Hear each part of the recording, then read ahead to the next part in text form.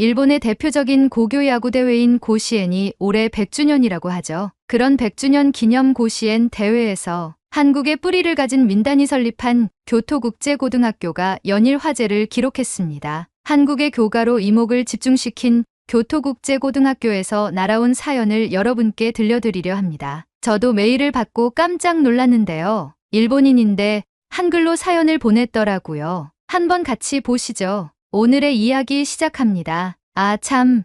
여러분의 구독과 좋아요는 폭염도 물러가게 합니다. 저에게 시원한 바람 한번 쏴주세요. 안녕하세요. 저는 교토국제고등학교 3학년에 재학 중인 미나미.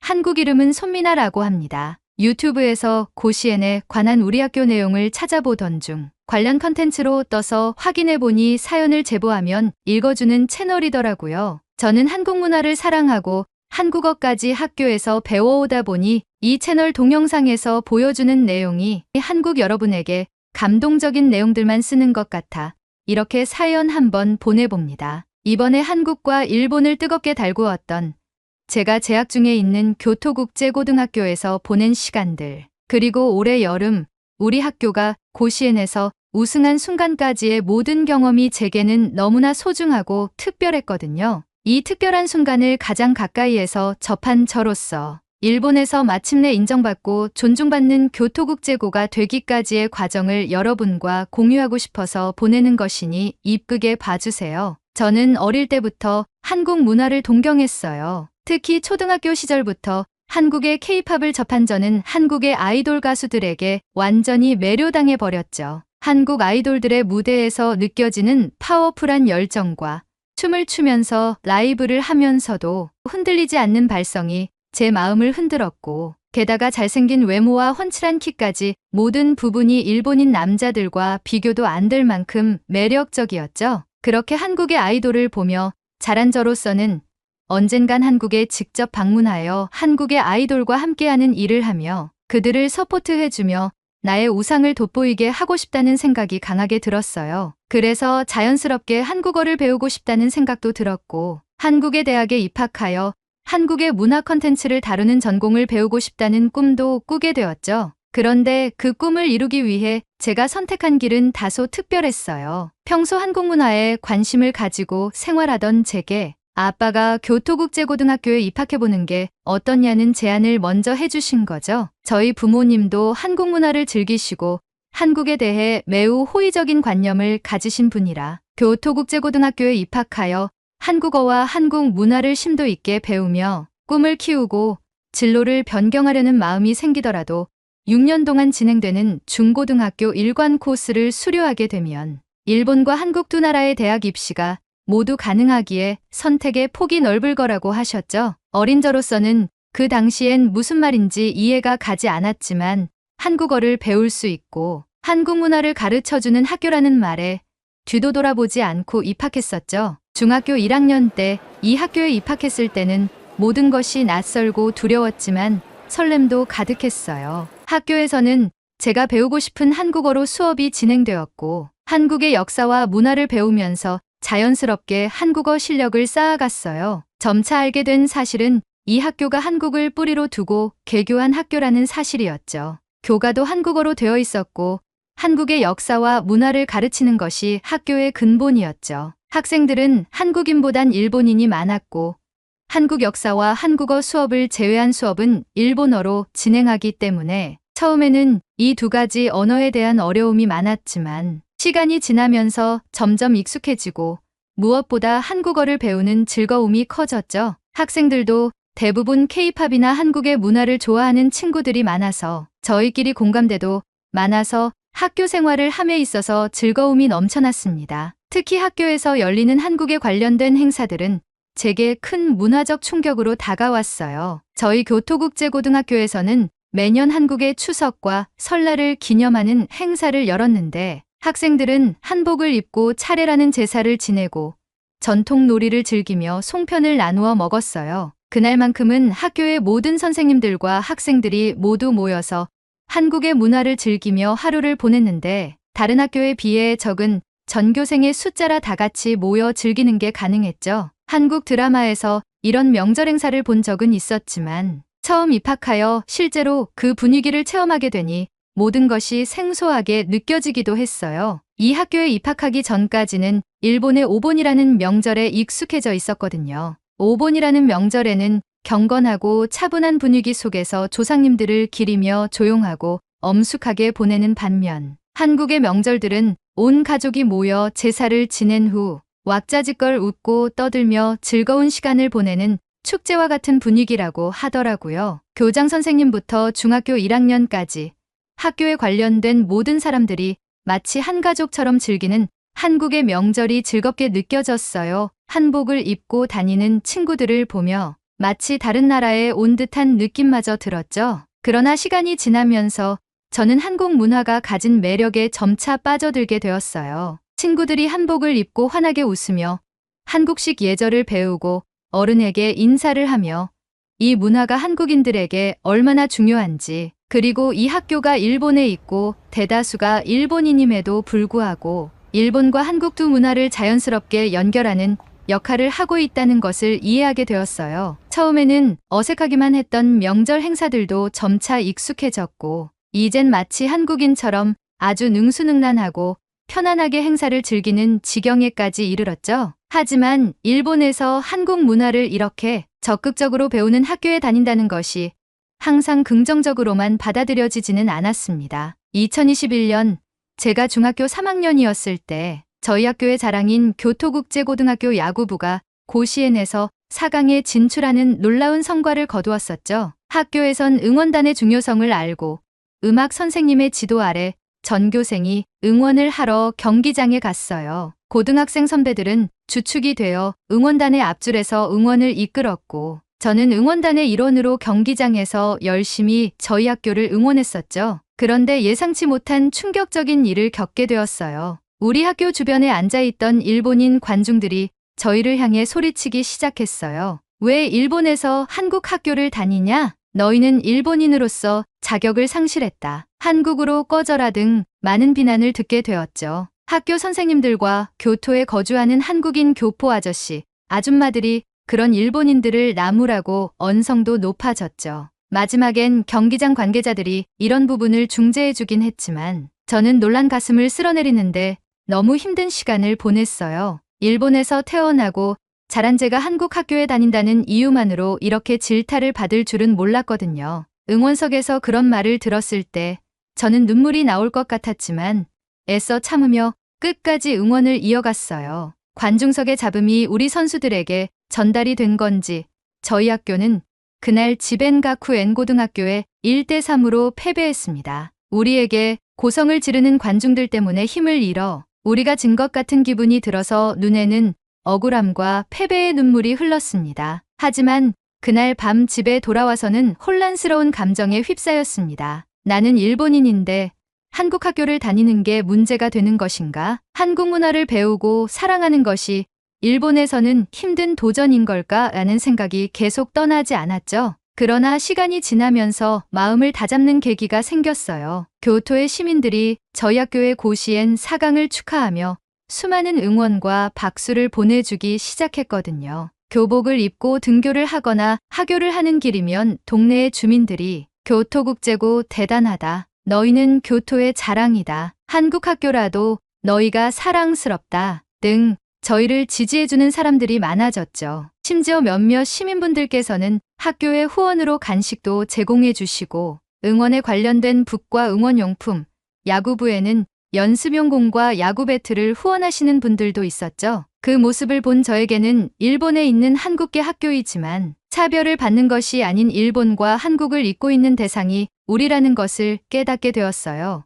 제가 학교에서 배우고 있는 한국 문화를 이해하는 것은 단순히 한 나라의 문화를 배우는 것 이상의 의미가 있다는 알게 되었고 주눅들어하지 말고 다음을 위해 더 나아가자는 생각이 들었어요. 그것은 두 나라의 다리를 잇는 일이고 새로운 시각을 넓히는 것이었죠. 그래서 저는 교토국제고등학교의 일원으로서 더 열심히 해야겠다는 다짐을 하게 되었습니다. 2022년 고등학교 1학년이 된 저는 응원단의 주요 멤버로서 더욱 적극적으로 활동하게 되었어요. 평소보다 많은 교토 시민들이 경기장에 방문해 주었고 수많은 응원단이 꾸려지다 보니 다른 관중들이 저희에게 큰 소리를 치지 못했죠. 교토 시민들의 힘을 등에 업고 저희 학교는 최선을 다했어요. 그러나 그해 우리 팀은 본선 1라운드에서 탈락하게 되었어요. 2021년에 겪었던 충격과 혼란을 극복하기 위해 저는 더욱 열심히 응원단 활동에 임했지만 이번에도 기대만큼의 성과를 거두지 못한 점은 저에게 큰 아쉬움으로 남았습니다. 하지만 저는 우리 야구부 친구들에게 아낌없는 응원의 소리를 높이기 위해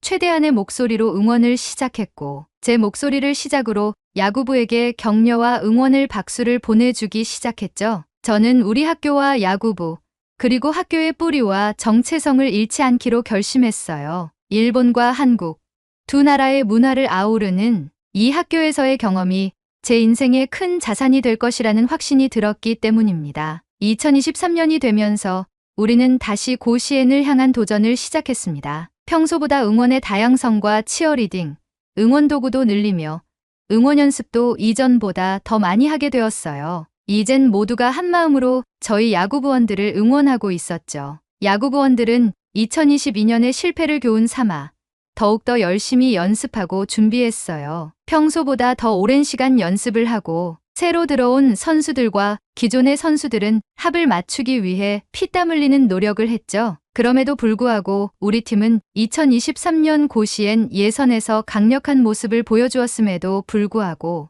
아쉽게도 예선에서 탈락하게 되었어요. 이때가 가장 슬펐어요. 야구부원들이 관중석으로 다가와 눈물을 닦으며 인사를 하는데 가슴이 너무 아팠죠. 하지만 교토 시민들은 포기하지 않고 응원을 했어요. 그중 가장 와닿는 응원이 있었죠. 너희는 고교야구 만화로 연재해야 될 정도로 매력 있는 팀이다. 최종화는 너희들의 고시엔 우승이다. 일본에서 고교야구 만화를 많이 다루는데 그 만화의 공통된 부분이 고시엔 우승이거든요. 고시엔 우승을 위해 노력하는 저희 교토국제고등학교의 야구부원들이 마치 만화 속에서 튀어나온 캐릭터처럼 보이기 시작하며 그들에게 더 큰 힘을 줘야겠다는 생각을 했어요. 그리고 올해 고시엔의 여정이 시작되었죠. 야구부 친구에게 들었는데 이번 고시엔은 많이 다를 것이라고 했어요. 저는 이유를 물어보니 감독님이 작년은 담금질의 시즌이었고 이번 연도가 우리가 비상할 시즌이라고 했다고 하더라고요. 그 말을 들은 야구부원들은 피가 끓으며 비상을 위해 노력을 했다고 해요. 특히 감독님이 수비형 야구를 하며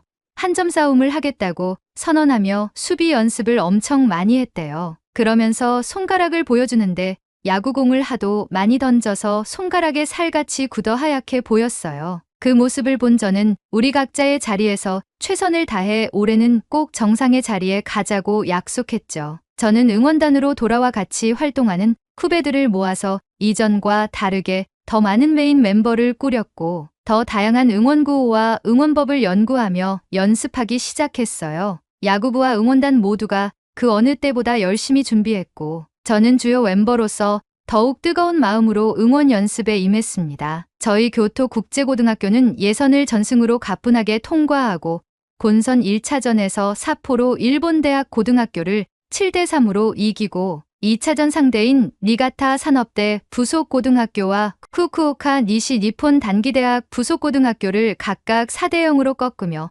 파죽지세로 8강에 진출했습니다. 그리고 8강에서는 2021년에 저희에게 4강전에서 패배의 아픔을 주었던 지벤 가쿠엔 고등학교와 맞붙었습니다. 평소보다 더 눈빛이 이글이글 끓던 우리 야구부원들의 모습에 저희도 서력을 할 좋은 기회라는 생각으로 목청이 터져라 응원했습니다. 예선전 때부터 함께해준 수많은 교토 시민들과 한국 교포분들이 저희 응원단의 응원구호에 동참해주며 열기를 끌어올렸고 마침내 저희는 지벤 가쿠엔 고등학교의 4대0 승리라는 서력전에 성공했습니다. 이때부터 일본의 스포츠 관련 기자들이 관심을 가지기 시작했고 우리 응원단과 야구부원들을 취재하기 위해 열띤 경쟁을 펼치기 시작했습니다. 2021년과 다르게 아무도 저희에게 한국에 관한 비하나 폄하를 하지 않았고 순수 실력으로 인정받은 저희 학교를 응원해주기 시작했습니다. 이 기세가 이어진 것인지 준결승전에서는 아오모리 야마다 고등학교와 맞붙어 3대2로 승리하며 드디어 대망의 결승에 올랐죠. 결승전은 일본의 명문 간토 다이이치 고등학교와의 대결이었어요. 일본 일부 매체는 다이이치의 우승을 점쳤고 고시엔에 열광하는 네티즌들은 댓글에 우리 교토국제고등학교의 우승을 염원했습니다. 마치 고교야구 만화의 현실판이라는 말까지 하며 우리를 지지해주는 팬들이 많아졌습니다. 드디어 결승전 당일 경기장은 긴장감으로 가득 차 있었고 양 팀의 응원단은 뜨거운 열기를 뿜어내며 경기를 지켜봤습니다. 역시 상대는 강했습니다. 우리의 선발 투수인 나카자키 루이는 9이닝 동안 완벽한 투구를 이어갔고 상대 팀을 무실점으로 막아냈어요. 하지만 경기는 9회까지 0대0으로 팽팽하게 이어졌고 결국 연장 10회에 돌입하게 되었죠. 연장 10회 초 우리 팀은 기회를 놓치지 않고 안타와 볼넷으로 만루 상황을 만들었고 희생플라이로 2점을 선취하며 앞서 나갔습니다. 스코어 2대0 우리 응원단은 목이 터져라 응원하며 그 순간의 열기를 함께했습니다. 10회 초 우리 학교의 공격이 끝나고 10회 말에 잘 막아내면 우리가 우승할 수 있는 상황이 된 겁니다. 저는 감독님의 수비 야구를 믿고 더욱더 응원 열기를 끌어올렸어요. 하지만 간토 다이이치 고등학교도 만만하지 않았어요. 끝까지 물러서지 않고 10회 말에 한 점을 따라잡으며 2대1로 추격했습니다. 더구나 2-3할루의 위기 상황까지 오면서 모두의 마음이 조마조마했죠. 그 순간 저는 일본인이지만 우리가 우승해서 한국어로 된 교가가 울려 퍼지는 고시엔 구장을 상상했어요. 제 안에 두 가지 정체성이 하나로 합쳐지는 듯한 느낌을 받았죠. 이곳에서의 모든 경험들이 이 순간을 위해 존재했음을 깨달았고 그 순간 저는 우리의 응원이 얼마나 중요한지를 다시 한번 실감하게 되었습니다. 니시무라 이키가 마운드에 올라 마지막 투구를 던질 때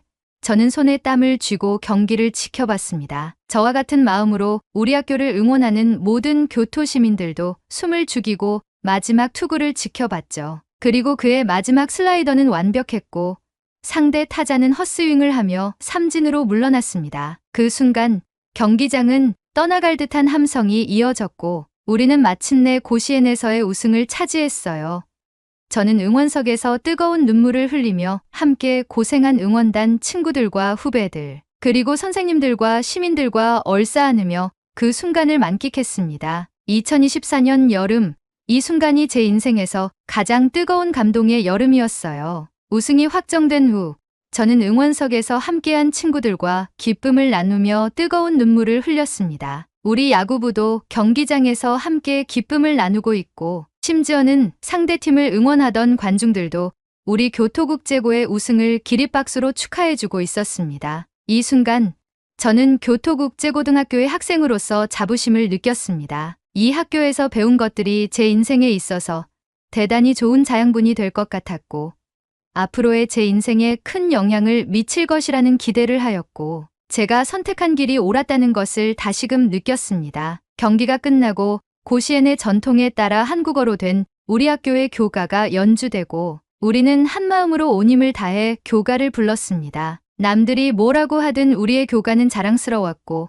가슴이 뜨거워지는 순간이었죠. 동해 바다 건너서 야마도 땅은 이 노래는 이제 단순한 교가가 아닌 우리들의 열망과 꿈을 담은 희망의 노래로 변해 있었습니다. 우리의 교가는 마치 경기장의 모든 순간을 응축한 듯한 감동을 자아냈고 모든 관중들에게 승리와 감동의 메시지를 전했습니다. 물론 일부 일본 매체에서는 우리 학교가 한국계 학교라는 이유로 비판이 있기도 했습니다. 그런데 놀라운 일이 생기고 말았죠. 교토시에서 비판과 인종차별적인 발언을 하는 언론 및 네티즌을 상대로 소송을 진행한다는 거예요. 교토국제고를 건드는 것은 교토시를 건드는 것과 같다고 하면서 우리의 학교를 보호해주는 것이었죠. 저는 이 모습을 보고 또 감동하지 않을 수 없었어요. 그리고 저는 우리 학교를 비관적으로 보는 사람들에게 당당히 말하고 싶어요. 우리 학교가 일본에서 이렇게 뛰어난 성과를 거둘 수 있었던 것은 우리의 노력과 열정 덕분이라고. 야구부의 실력과 열정으로 이루어낸 이 승리는 그 어떤 논란보다도 값지고 존중받아야 한다고 생각합니다. 한국에서 요즘 우리 학교에 대한 지지글과 응원이 많아지고 있다는 것을 새삼 느낍니다. 우리는 한국어를 배우기 때문에 모든 댓글을 번역 없이 보고 있어요. 한국인 여러분의 따뜻한 관심이 저의 뜨거운 여름을 더욱 포근하게 만들어주는 것 같아요. 앞으로도 우리 교토국제고등학교의 성장을 지켜봐 주시고 응원해 주셨으면 좋겠습니다. 저는 이제 졸업을 한 뒤 한국의 대학으로 진학할 예정이에요. 교토국제고등학교에서 배운 모든 것들을 기반으로 해서 한국의 문화 컨텐츠학과로 진학하는 것을 목표로 두고 열심히 입시 준비를 하고 있습니다. 일본인의 피를 가지고 있지만 제 가슴을 뛰게 하는 것은 한국이라는 마음이 항상 제 가슴 한켠에 영원히 남아있도록 할 것입니다. 이곳에서의 경험을 바탕으로 저는 문화 콘텐츠를 다루는 일을 통해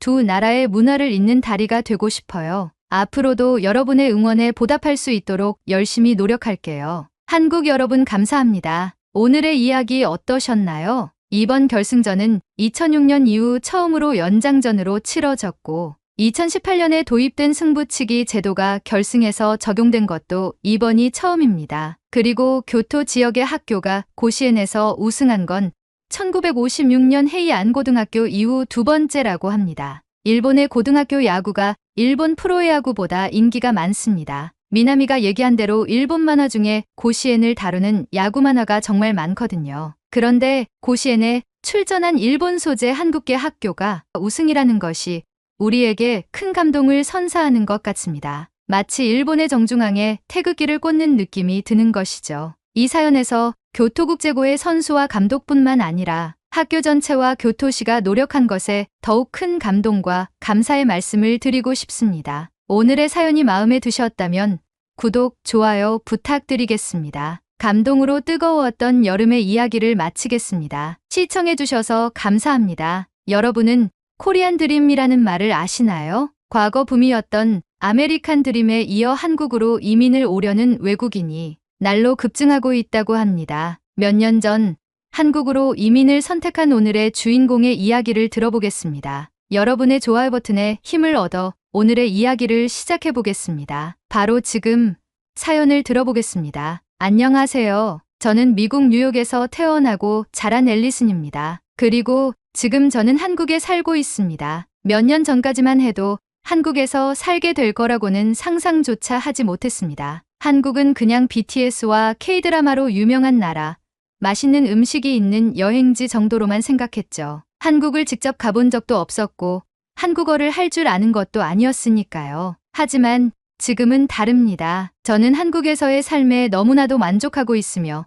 이제 미국으로 돌아갈 생각이 없습니다. 이 말을 하면 많은 사람들이 놀랍니다. 특히 미국 친구들은 도저히 이해할 수 없다는 반응을 보입니다. 아니, 왜?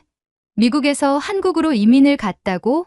말도 안 돼. 미국에서는 한국보다 더 많은 기회가 있고 더 자유로운 생활을 할 수 있다고 생각하는 사람이 많습니다. 하지만 저는 그들에게 말합니다. 미국에서는 더 이상 안전하지도 않고 행복할 수도 없었으니까요. 제가 이렇게 확신을 가지고 말할 수 있는 이유는 뉴욕에서 20년 넘게 살았고 한국에서도 몇 년을 살아본 경험이 있기 때문입니다. 저는 처음 한국을 여행하며 한국이 살기 좋은 곳이라는 것을 깨달았고 이후 미국에서 다시 한번 현실을 마주하며 결국 한국행을 결심하게 되었습니다. 단순한 여행의 감탄이 아니었습니다. 미국에서 다시 겪은 현실이 저를 한국으로 떠나게 만들었죠. 저는 뉴욕에서 태어나 자랐고 대학을 졸업한 후 마케팅 회사에서 7년 동안 일했습니다. 누가 봐도 평범한 직장인이었고 미국 사회에서 흔히 말하는 성공을 향해 달려가는 사람이었습니다. 하지만 그 과정이 점점 버겁게 느껴지기 시작했습니다. 경제적인 부담은 너무 컸습니다. 뉴욕은 세계에서 가장 비싼 도시 중 하나였고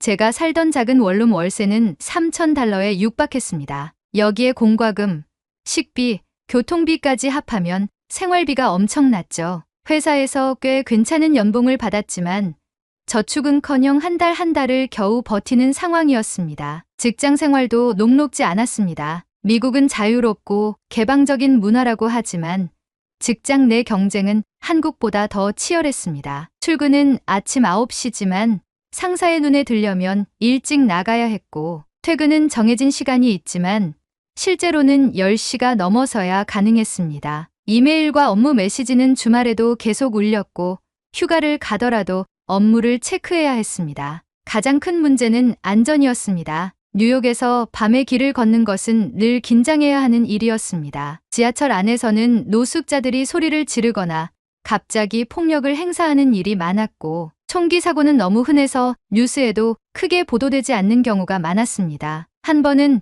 퇴근길에 집 근처에서 강도를 당할 뻔한 적이 있었습니다. 저녁 8시쯤 지하철에서 내려 집까지 걸어가는 길이었는데 낯선 남성이 계속 저를 따라오는 느낌이 들었습니다. 가속해서 걸었지만 그 남성도 속도를 맞춰 걸었고 결국 저는 근처 카페로 뛰어들어야 했습니다. 다행히도 가게 안에는 사람들이 많았고 그는 결국 포기한 듯 떠났지만 그날 밤 저는 집에 돌아가서도 오랫동안 가슴이 두근거리고 불안해서 잠을 이루지 못했습니다. 이런 일이 한 번뿐만이 아니었습니다. 그렇게 저는 점점 뉴욕에서의 삶이 너무 힘들다고 느끼기 시작했습니다. 매일 출퇴근길이 지옥 같았고 직장에서는 인정받지 못하는 느낌이 들었으며 돈은 벌어도 남는 것이 없었습니다. 그리고 무엇보다도 저는 안전하게 살고 싶었습니다. 그러던 어느 날 제 인생을 바꿀 일이 생겼습니다. 어느 날 한국 출장에서 돌아온 친구 소피아를 만났습니다. 평소라면 피곤한 얼굴로 커피를 마시며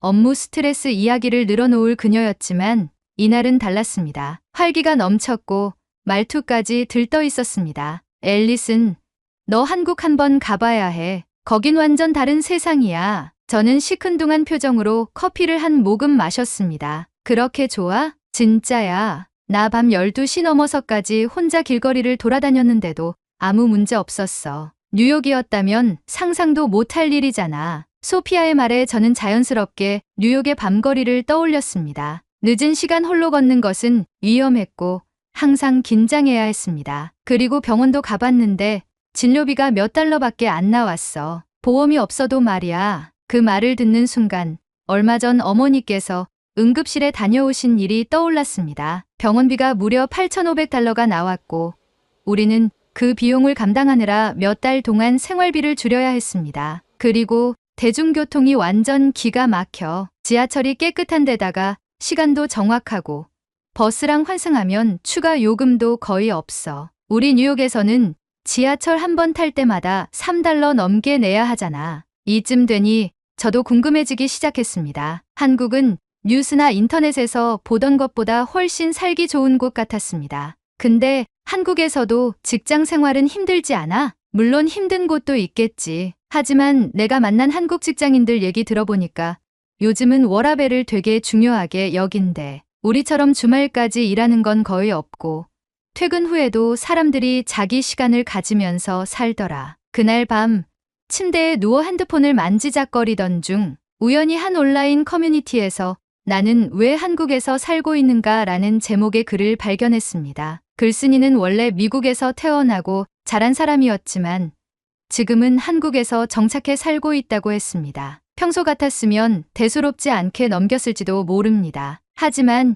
이날은 달랐습니다. 낮에 친구 소피아가 들려준 한국에 대한 이야기들이 머릿속을 계속 맴돌았고 저는 한국에서 실제로 살아본 외국인들은 어떤 경험을 했는지 궁금해졌습니다. 그래서 가벼운 마음으로 글을 읽기 시작했는데 단 몇 줄 만에 화면을 넘기는 손가락에 힘이 들어갔습니다. 그 글을 쓴 사람 역시 저와 비슷한 고민을 했던 사람이었습니다. 뉴욕에서 직장 생활을 하며 치열한 경쟁 속에서 살았고 높은 생활비와 끝없는 스트레스에 시달리다가 어느 순간 이렇게 사는 것이 맞는 걸까 하는 생각이 들었다고 했습니다. 그러다 우연한 기회로 한국을 방문하게 되었고 한국에서 겪은 일들이 그의 인생을 완전히 바꿔 놓았다고 했습니다. 그는 그래서 한국에서 살면서 직접 경험한 여러 가지 것들을 세세하게 나열하고 있었습니다. 그 글을 읽으며 저는 점점 더 한국에 대한 관심이 커졌습니다. 그리고 마침내 결심했습니다. 그래, 나도 한국에 가보자.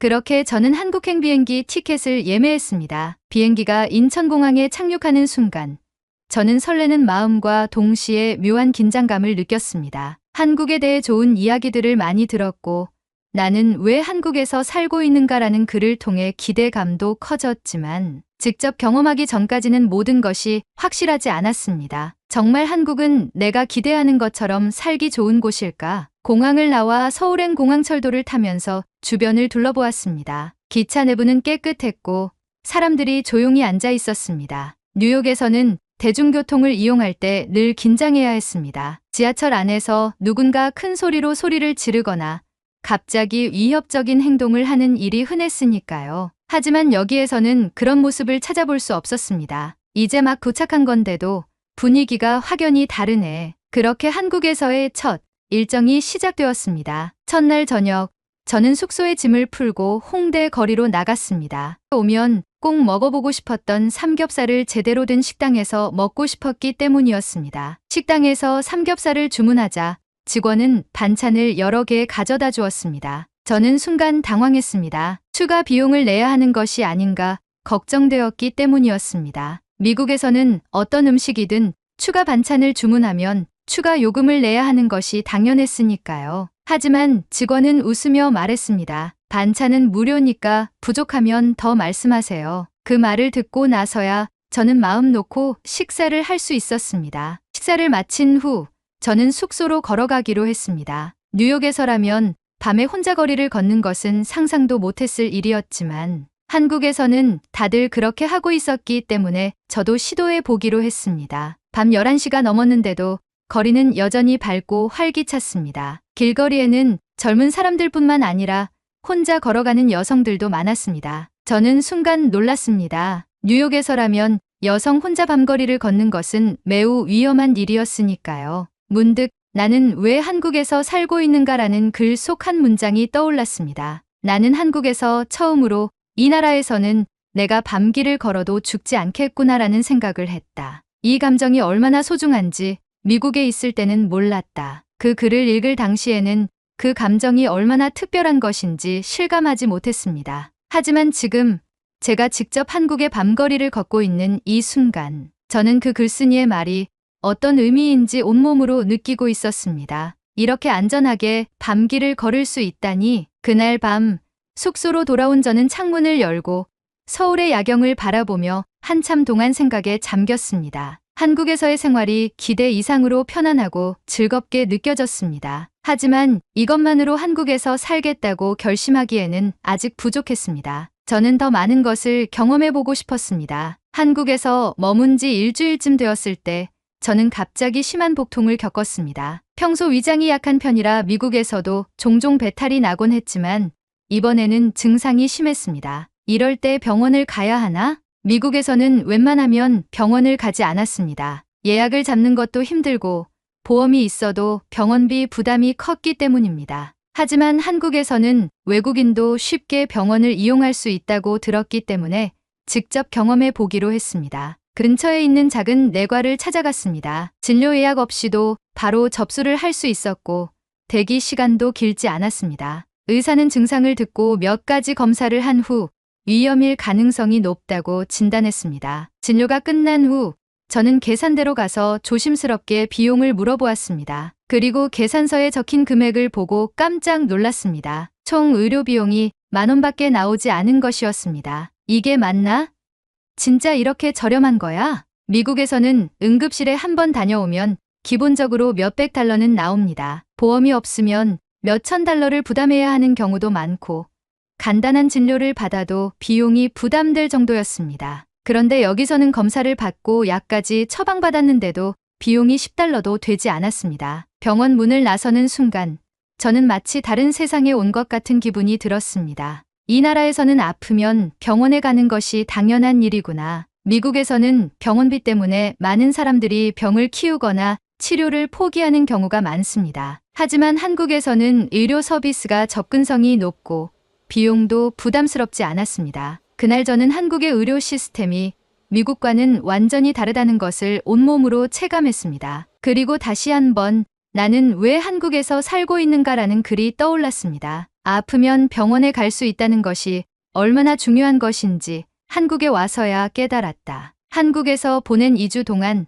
저는 너무나도 많은 것을 경험했습니다. 밤늦게 혼자 거리를 걸어도 안전했고 대중교통은 믿을 수 없을 정도로 편리했으며 병원에 가는 것이 전혀 부담스럽지 않았습니다. 길거리는 깨끗했고 사람들은 친절했습니다. 이 모든 것이 뉴욕에서의 삶과는 너무나도 달랐습니다. 한국에서 지내는 동안 저는 여기서 살아볼 수 있을까 하는 생각을 계속하게 되었습니다. 하지만 여행자의 시선으로 바라보는 것과 실제로 정착해서 사는 것은 다를 수도 있었습니다. 한국에서의 꿈 같은 2주가 끝나고 저는 다시 뉴욕행 비행기에 몸을 실었습니다. 창밖을 바라보며 한국에서의 기억을 되새겼습니다. 정말 살기 좋은 나라였어. 짧은 여행이었지만 한국에서 경험한 것들은 뉴욕과는 비교할 수 없을 정도로 좋았습니다. 밤늦게 혼자 걸어도 안전했고 대중교통은 빠르고 깨끗했으며 병원비 부담 없이 진료를 받을 수 있었습니다. 하지만 뉴욕으로 돌아온 이상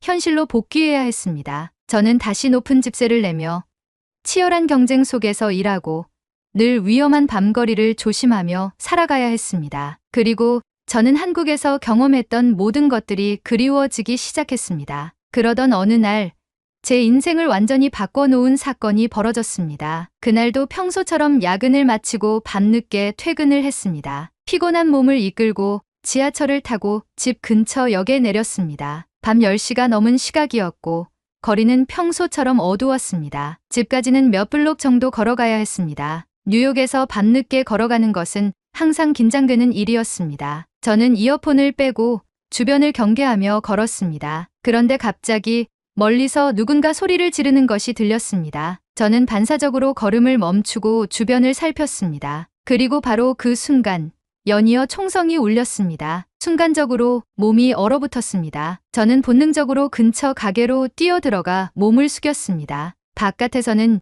여전히 비명이 들렸고 몇 분 후 경찰차와 구급차가 도착하는 사이렌 소리가 울렸습니다. 모든 것이 잠잠해진 후 저는 밖으로 나왔습니다. 그리고 곧 뉴스를 통해 알게 되었습니다. 그날 총격 사건으로 저희 집에서 불과 한 블록 떨어진 곳에서 2명이 사망하고 3명이 중상을 입었다는 사실을요. 총격이 벌어진 이유는 다툼이었고 가해자는 충동적으로 총을 꺼내 무차별적으로 발포한 것이었습니다. 저는 온몸에 소름이 돋았습니다. 불과 몇 분만 일찍 도착했더라면 제가 그 현장에 있었을지도 모릅니다. 저는 계속해서 만약 내가 총에 맞았더라면 이라는 생각을 하게 되었습니다. 그날 밤 저는 침대에 누워 한참 동안 잠을 이루지 못했습니다. 그리고 제 머릿속에는 한국에서 혼자 밤길을 걸었던 그 순간이 계속 떠올랐습니다. 한국에서는 이런 일이 없었어. 거기서는 내가 안전하다고 느꼈는데 이 사건 이후 저는 한국으로 이민을 가야겠다는 확신을 가지게 되었습니다. 하지만 혼자만 가는 것이 아니라 부모님도 함께 가야 한다고 생각했습니다. 어머니는 연세가 많아지시면서 건강이 점점 나빠지고 계셨습니다. 특히 얼마 전 응급실에 가셨을 때 병원비가 무려 8,500달러가 나왔던 일이 있었잖아요. 보험이 있음에도 불구하고 엄청난 금액이었고 저와 어머니는 그 비용을 감당하느라 몇 달 동안 힘들어해야 했습니다. 엄마, 한국에서는 병원비가 이렇게 비싸지 않아. 내가 한국에서 병원에 갔을 때 진료비랑 약값까지 다 합쳐서 10달러도 안 들었어. 어머니는 믿기지 않는다는 표정으로 저를 바라보셨습니다. 정말 그렇게 저렴하단 말이니?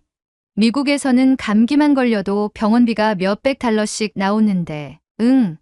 그리고 병원 접근성도 훨씬 좋아. 예약 없이도 바로 진료를 받을 수 있더라니까. 그날 이후 어머니도 점점 한국행에 관심을 보이기 시작하셨습니다. 아버지 역시 처음에는 반신반의하셨지만 한국의 안전성과 생활비, 의료 시스템에 대한 이야기를 듣고 나서는 진지하게 고민하셨습니다. 한국에서는 밤에 혼자 걸어도 안전하다면서? 응, 진짜야. 새벽 2시에도 여성들이 혼자 걸어 다니는 걸 봤어. 미국은 점점 더 위험해지고 있는데 정말 한국이 그렇게 안전하다면 우리도 생각해 볼 필요가 있겠구나. 저는 부모님을 설득하기 위해 더 많은 정보를 찾아보았고 부모님께 한국에 대한 긍정적인 점들을 계속해서 말씀드렸습니다. 하지만 결국 부모님께서는 한국으로 함께 가는 것은 어렵겠다고 말씀하셨습니다. 우리는 여기서 평생을 살았단다, 앨리슨. 갑자기 모든 걸 정리하고 한국으로 가는 건 쉽지 않아. 하지만 여기서는 안전하지 않잖아. 그리고 병원비도 너무 비싸고. 그래도 여기가 우리가 살아온 곳이야. 이곳에서 친구들도 있고 모든 것이 익숙하잖니. 한국에서의 생활도 금방 익숙해질 수 있어. 그리고 내가 거기서 자리 잡으면 부모님도 천천히 생각해 볼 수 있잖아. 앨리슨, 너의 결정은 존중하지만 우리는 여기에 남기로 했다. 하지만 내가 한국에서 더 행복할 수 있다면 우리는 너를 응원할게. 저는 부모님을 설득하려 했지만 부모님께서는 결국 뉴욕에 남기로 하셨습니다. 저는 아쉬웠지만 부모님의 결정을 존중할 수밖에 없었습니다. 그리고 저는 결심했습니다. 그렇다면 나 혼자라도 한국으로 가겠다. 그 이후 저는 한국에서 정착할 방법을 알아보기 시작했습니다. 다행히도 한국에서는 외국인을 위한 다양한 취업 기회가 있었습니다. 저는 마케팅 분야에서 오랜 경력을 쌓아왔고 한국에서도 글로벌 기업들이 외국인 직원을 필요로 한다는 사실을 알게 되었습니다. 그리고 몇 달 동안 지원한 끝에 저는 마침내 한국에 있는 한 글로벌 기업의 마케팅 팀에서 일할 기회를 얻게 되었습니다. 뉴욕에서의 삶을 정리하는 것은 쉽지 않았습니다. 부모님과 친구들, 익숙한 모든 것을 떠나야 했으니까요. 하지만 저는 더 이상 망설이지 않았습니다. 저는 미국을 떠나 한국에서 새로운 인생을 시작하기로 결심했습니다. 그렇게 저는 다시 한국행 비행기에 몸을 실었습니다.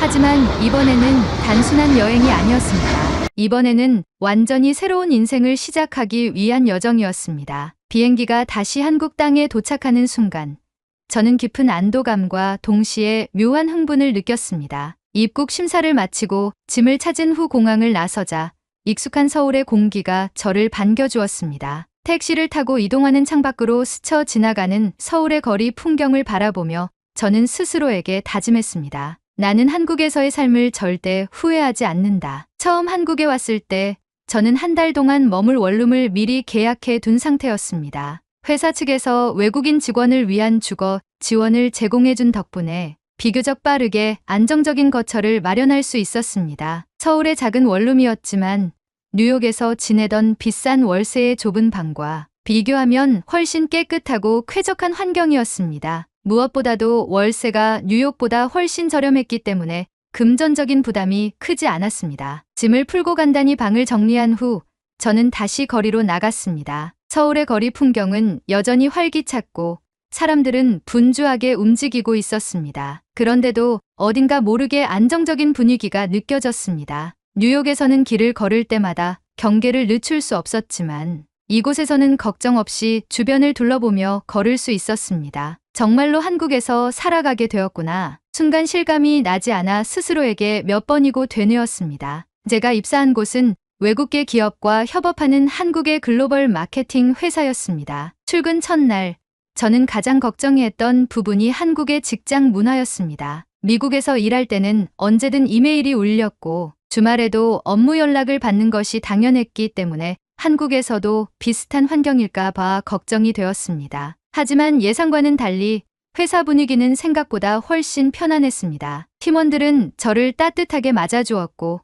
점심시간이 되자 선배들이 다 함께 점심을 먹으러 가자며 저를 데리고 나갔습니다. 점심시간이 지나자 사람들은 자연스럽게 커피를 마시며 대화를 나누었고 누군가는 회사 근처 공원을 잠시 산책하고 오기도 했습니다. 정말로 워라밸을 중요하게 생각하는구나. 미국에서는 점심을 먹는 시간조차 아껴가며 일하는 것이 보통이었지만 여기서는 다들 밥을 먹는 시간을 온전히 즐겼습니다. 업무가 끝나고 퇴근 시간이 되자 팀원들은 하나둘씩 짐을 챙겨 사무실을 떠나기 시작했습니다. 저는 혹시나 싶어 팀장님께 물었습니다. 퇴근 후에도 이메일을 확인해야 하나요? 팀장님은 놀랍다는 듯 저를 바라보며 웃었습니다. 퇴근했으면 집에서 쉬어야죠. 급한 일 있으면 내일 하면 됩니다. 그 순간 저는 다시 한번 한국으로 이민 오길 잘했다는 생각이 들었습니다. 그렇게 몇 개월이 지나고 저는 부모님과 영상통화를 하게 되었습니다.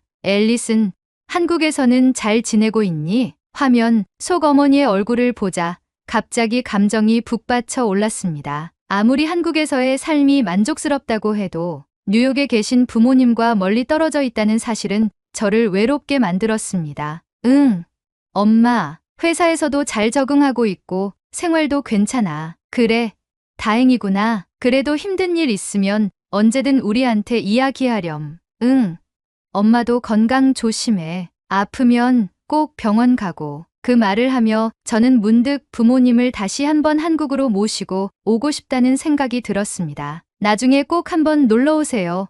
엄마, 어머니는 제 말을 듣고 웃으며 말했습니다. 응, 꼭 한번 가서 봤으면 좋겠어. 한국이 얼마나 좋은 곳인지, 한국에서의 삶을 선택한 지 벌써 몇 년이 흘렀습니다. 가끔 미국을 다녀올 때마다 저는 한국이 제게 더 편안한 곳이라는 것을 새삼 깨닫게 됩니다. 어느 날 저는 문득 이런 생각이 들었습니다. 나는 이제 미국으로 돌아가고 싶지 않다. 한국에서의 생활이 너무나도 편하고 행복했기 때문이었습니다. 물론 미국에서 태어나고 자랐기 때문에 뉴욕에 대한 향수가 아예 없는 것은 아니었습니다. 하지만 저는 이제 한국에서 새로운 미래를 꿈꾸고 살아가고 있습니다. 어쩌면 저는 진정한 코리안 드림을 이루었다고 말할 수 있을지도 모릅니다. 언젠가는 부모님이 단순한 여행이 아닌 안전한 나라인 한국에서 함께 사는 날이 오기를 기대합니다. 부모님과 함께 살만한 동네를 알려주세요. 그곳에 집을 마련하기 위해 노력하려고 합니다. 안전한 한국, 사랑합니다. 오늘의 사연은 여기까지입니다. 오늘의 이야기가 마음에 드신다면 좋아요 한번 꾹 눌러주세요. 여러분의 좋아요와 댓글은 영상 제작에 큰 힘이 됩니다. 다음에도 좋은 사연으로 여러분을 찾아오겠습니다. 시청해주셔서 감사합니다.